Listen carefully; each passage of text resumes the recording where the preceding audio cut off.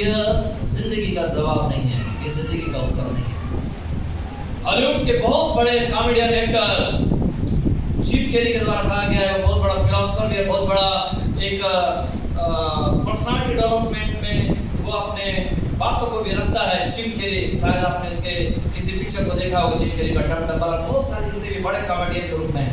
और उसका कहना है कि आई होप, कि वो उम्मीद करता हूं, मुझे लगता है कि हर कोई धनवान हो जाए और जो उसकी जिंदगी में ख्वाहिश है, जो कुछ वो पा लेना चाहता है, जिसके विषय में उसने कभी भी ख्वाब देखा है, वो उसे प्राप्त कर ले, ताकि वो इस बात को देखे और जाने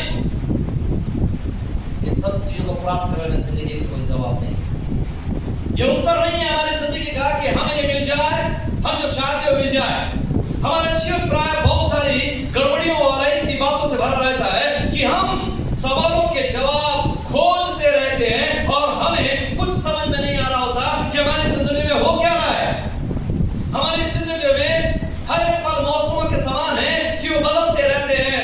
कभी आनंद है, कुछ क्षण आनंद के, कुछ क्षण दुख के, कुछ क्लेश के, कुछ इत्मीनान के, कुछ चिंताओं के, और न मालूम ऐसी बहुत सारी घटनाएं हमारे जीवन में रहती जो पल पल बदलते रहती है और एक अपूर्णता में बने रहते हैं। और सुलेमान इन बातों को समुद्र शक्ति का क्या है, अब पहले पद लेकर 8वें पद में कहता है कि हर बात का समय है, कि जब कभी समय है, मरने का भी समय है, बोने का भी समय है, काटने का भी समय है, घात करने का समय है, जगह करने का समय है, मिलने का समय है, बिछड़ने का समय है, पत्थर फेंकने और बटोरने का समय, हर एक बात का इस संसार के नीचे में समय है।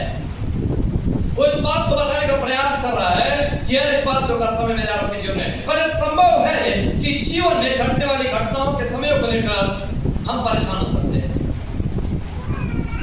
हम परेशान हो सकते हैं और ये वजह है कि प्राय हमारे मुंह से निकल जाता है कि इसे भी अभी होना था, इसे भी अभी आना था, ये घटनाओं को मेरी जिंदगी में क्या अभी होना था। और इसलिए कहावतें बनी हुई है कि सर मुंडाते ओले पड़े या गरीबी में आटा गिला। इसका अर्थ है कि अनावश्यक चीजों का अनावश्यक समयों में हो जाना। हम जिस चीजों को नहीं चाहते हैं और जिन समयों में नहीं चाहते, वो अनचाही मुसीबतों का हमारी जिंदगी में आना।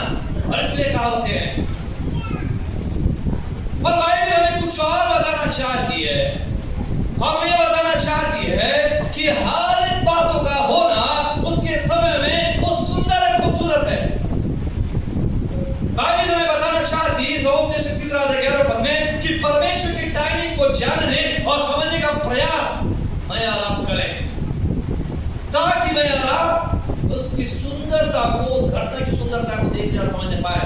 ये वचन मुझको और आपको एक ऐसे चश्मा प्रदान करता है जिसके द्वारा हम अपने जीवन में या इस संसार में जो भी घटनाएं घट रही है, उन समयों और उसके रहस्यों की खूबसूरती और गहराई को जाने, समझे और इन बातों को हम सीखे कि प्रभु के समय की खूबसूरती अनंत और वर्णनीय अद्भुत है।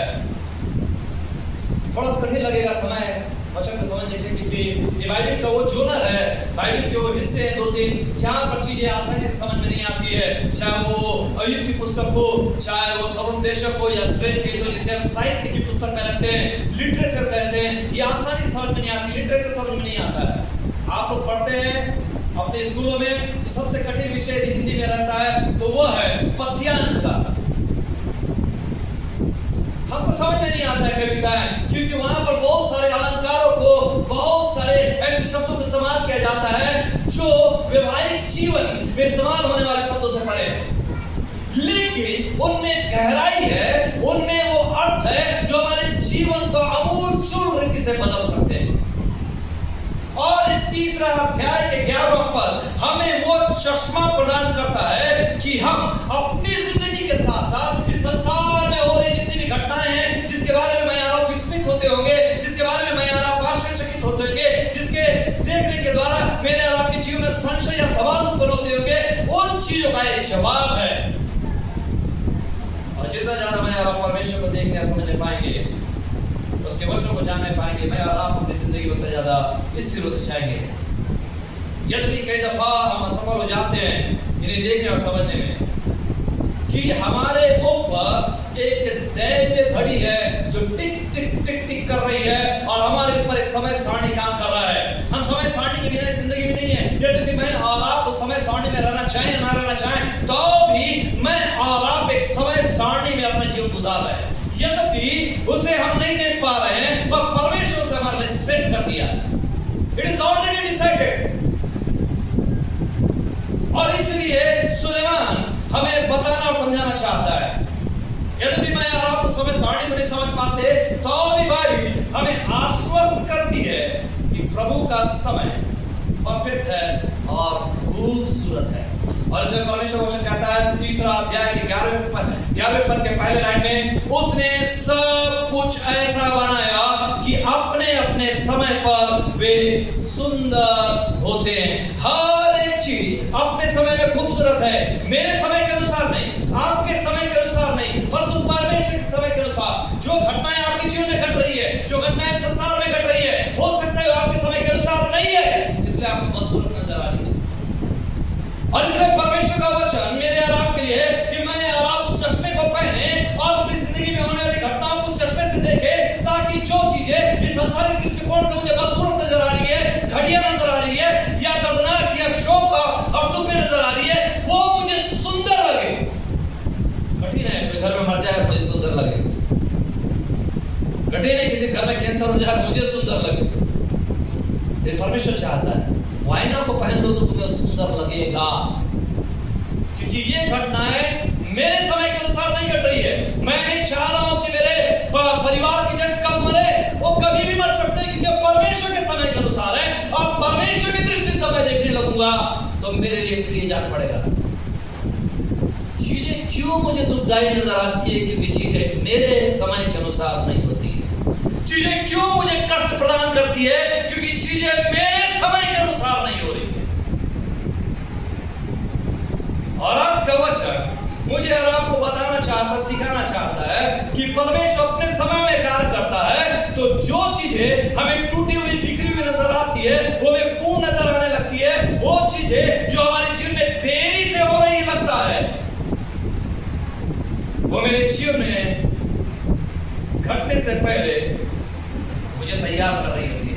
हमें से बहुत से लोग हैं जो अपनी जिंदगी में ऐसे समय का इंतजार कर रहे होंगे जो उन्हें आनंदित करे। बहुत सारे ऐसे लोग हैं जो चंगाई के लिए प्रार्थना कर रहे हैं। बहुत सारे ऐसे लोग हैं जो नौकरी के लिए प्रार्थना कर रहे हैं। बहुत सारे ऐसे लोग हैं जो अपने विवाह के लिए प्रार्थना कर रहे हैं। बहुत सारे ऐसे लोग हैं जो अपनी नए जीवन में नए मार्गों को खुलने का प्रार्थना कर रहे हैं। बहुत सारे ऐसे लोग हैं जो अपने व्यवसाय में सफल हो जाने का प्रार्थना कर रहे हैं। बहुत सारे ऐसे लोग हैं जो अपनी जिंदगी में इत्मीनान और शांति के लिए प्रार्थना कर रहे हैं, पर उनकी जिंदगी में उनकी प्रार्थना को कोई असर नजर नहीं आता है और वो होता हुआ दिखाई नहीं देता है। अपने विश्वास के साथ हमने प्रार्थना किया, पर अब भी हमारी जिंदगी में नहीं हुआ। विश्वास के साथ स्त्रियों ने प्रार्थना किया कि वे बच्चे उत्पन्न कर सके। 6-6, 7-7, 8-8, 10 साल विवाह हो गया, बच्चे उत्पन्न नहीं हुए।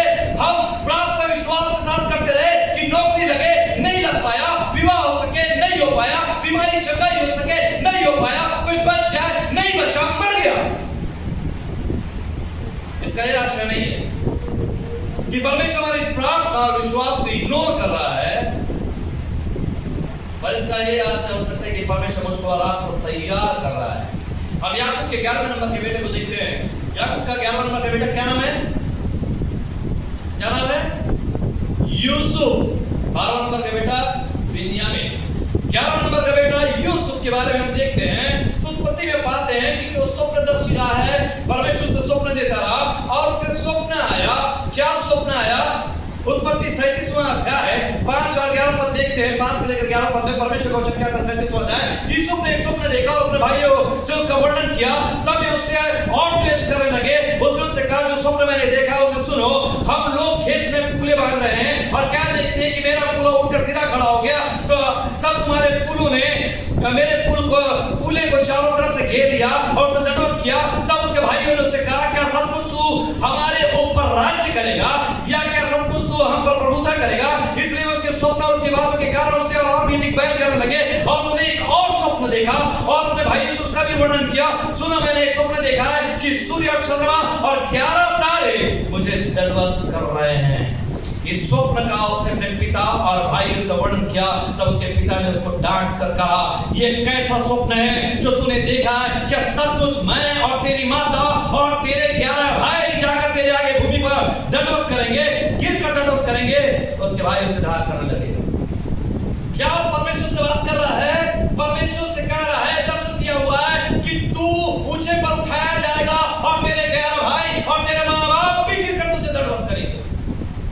पता है, पर उस स्थिति में पहुंचने से पहले उसे मारकर गड्ढे में फेंक दिया गया और उसके बाद उसको वहां से निकालकर मिस्री व्यापारियों के हाथों में बेच दिया गया और उसके बाद न केवल मिस्री व्यापारी के हाथों में बेच दिया गया, उसके ऊपर पति पर की पत्नी ने झूठे आरोप लगाए कि मेरा बलात्कार करना चाह रहा है। उसे जेलों में डाल दिया गया और जब वो जेल में रहा होगा, आप उससे मिलने जाते और उसकी दुर्दशा को देखते, उसके बदसूरत परिस्थितियों को देखते, तो आप पहले बोलते कि परमेश्वर कहां है जो उसे स्वप्न दिया था, जिसने उसे दर्शन देकर अपनी बातों का प्रकाशन दिया था कि वो ऊंचे को उठाया जाएगा।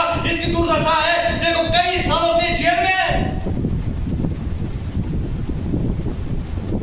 लेकिन अचानक एक क्षण आया, वो जेल से महल पहुंच गया और कैदी से प्रधानमंत्री बन गया।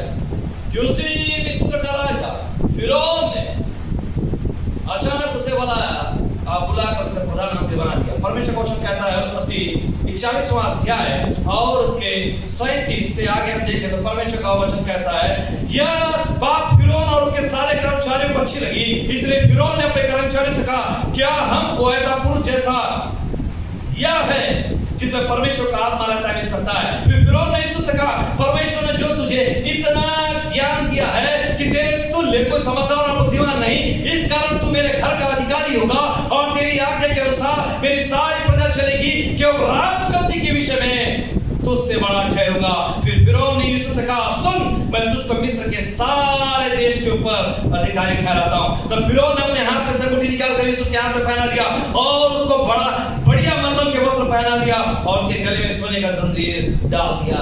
ये उस क्षण से पहले कई सालों तक जेल में पड़ा हुआ है। जो मेरे और आपकी दृष्टि में दुर्दशा नजर आ रही है, वह परमेश्वर की दृष्टि में वो अपने व्यक्ति को, अपने चुने हुए जन को, अपनी संतान को तैयार कर रहा है कि संसार के सर्वश्रेष्ठ राज्य का प्रधानमंत्री बन सके।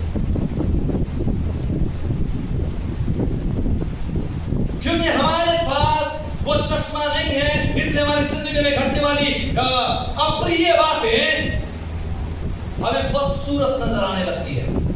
हमारे पास ये सवाल हो सकते हैं कि प्रभु मेरे जीवन में क्या चल रहा है, क्यों ऐसी बातें हो रही है जो मेरे दुख का सबब बनी हुई है, क्यों मेरी जिंदगी में इतना कष्ट है, क्यों सारे दरवाजे बंद नजर आते हैं और हमारे जीवन में सब टलता हुआ दूर होता हुआ नजर आ रहा है।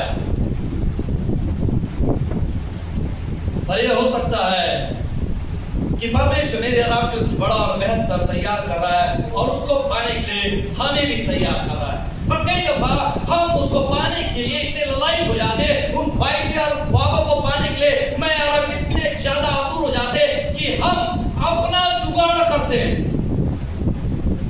ऐसे एक व्यक्ति जुगाड़ू था, अब्राहम। परमेश्वर ने उससे कहा कि तुझे मैं वाचा का संतान दूंगा